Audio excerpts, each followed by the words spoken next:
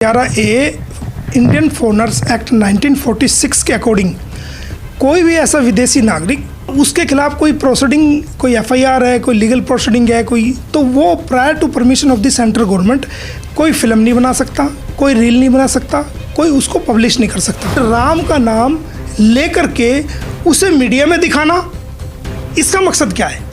भारत के हिंदू भाइयों की भावनाओं से खिलवाड़ करने का तरीका, उनको अपने फेवर में करने का तरीका, हमारे भारतीय नागरिकों को, हमारे भारतीय भाइयों को गुमराह करने का तरीका। आज हमारे साथ मौजूद हैं गुलाम हैदर के वकील मोमिन मलिक जी। जैसा कि इन्होंने बताया था कि सीमा हैदर को सोशल मीडिया पर एक्टिविटीज़ करने के लिए बैन करवाने के लिए इन्होंने याचिका दी हुई है और कोर्ट को गुहार भी लगाई हुई है।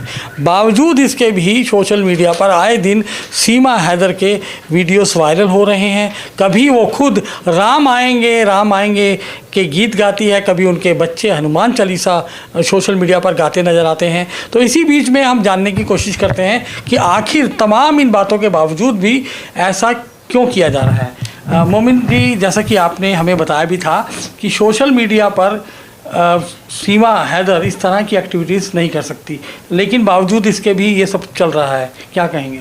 देखिए, सेक्शन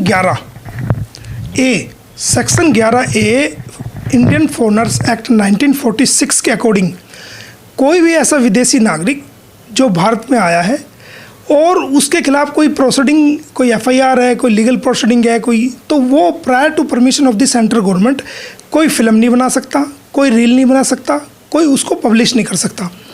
लेकिन ये लगातार इस तरह की हरकतें कर रही है, जो हमने इस बारे में कमिश्नर ऑफ पुलिस को, डीएम गौतम बुद्ध नगर को लिखित में शिकायत भेजी है कि आप इसके सोशल मीडिया के प्रयोग को रोकिए, ये सेक्शन 11A का वायलेशन कर रही है। और अब हमने एफआईआर दर्ज कराने के लिए भी 11/3/2024 को ये सेक्शन भी जोड़ करके दूसरी सेक्शंस के साथ हमने जेवर पुलिस स्टेशन में दी है। और मजीद ये कि जब पुलिस ने उस पर कोई कार्रवाई नहीं की तो हमने उसको कोर्ट में कंप्लेंट 156(3) CRPC के तहत फाइल की है। रही बात इसका राम का नाम लेना, तो राम का नाम सारी दुनिया लेती है, हम भी लेते हैं, जय श्री राम, सीताराम, सभी लेते हैं, हिंदू भी लेते हैं, मुसलमान भी लेते हैं, वो सम्मानित है हमारे लिए।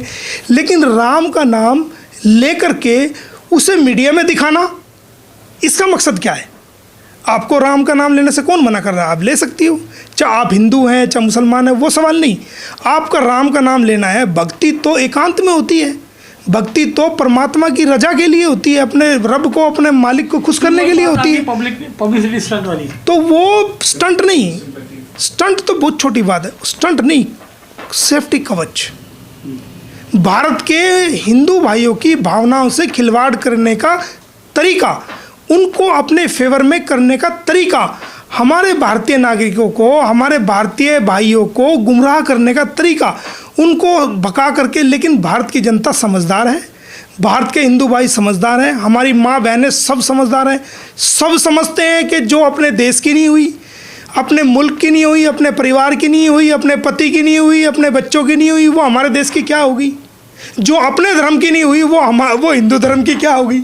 आप देखो ना, जो इंसान, मैं खुद मोमडन हूँ, मैं खुद मुस्लिम हूँ, मैं इस्लाम धर्म को फॉलो करता हूँ, बट मैं अपने दोस्तों के साथ, आप यकीन नहीं करोगे कि मैंने खुद वहाँ जाकर के, मथुरा में जाकर के परिक्रमा करी है कई बार अपने दोस्तों के साथ। मेरे पैरों में छाले पड़े हैं।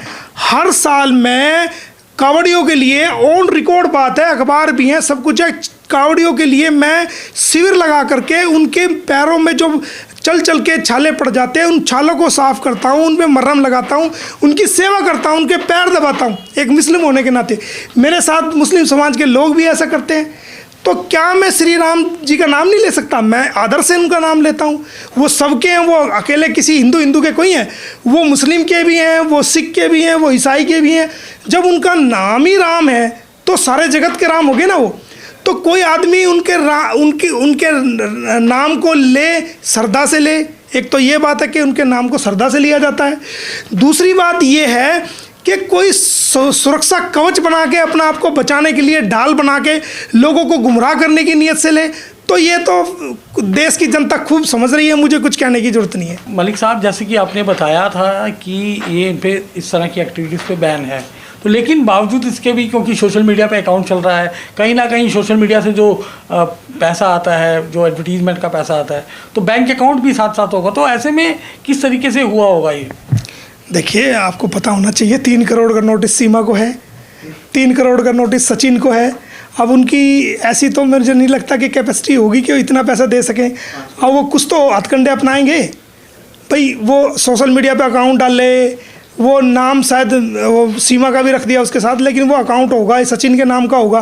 करने दो इकट्ठे, वो इकट्ठे करेंगे, करने दो। 3 करोड़ भी तो देने हैं ना, 3 करोड़ एक को देना है, 3 करोड़ एक को देना, कहाँ से लाएंगे वो? गुलाम हैदर को कंपनसेशन भी तो देना है, जेल काटनी सो अलग है। ये था सीमा हैदर को लेकर जो सोशल मीडिया पे तमाम बातें चल रही थी, जो तमाम तरह की एक्टिविटीज़ हो रही थी, उस पर क्या लीगल फैटर्निटी का कहना है, क्या गुलाम हैदर के वकील का कहना था, ये हमने आपको बताया।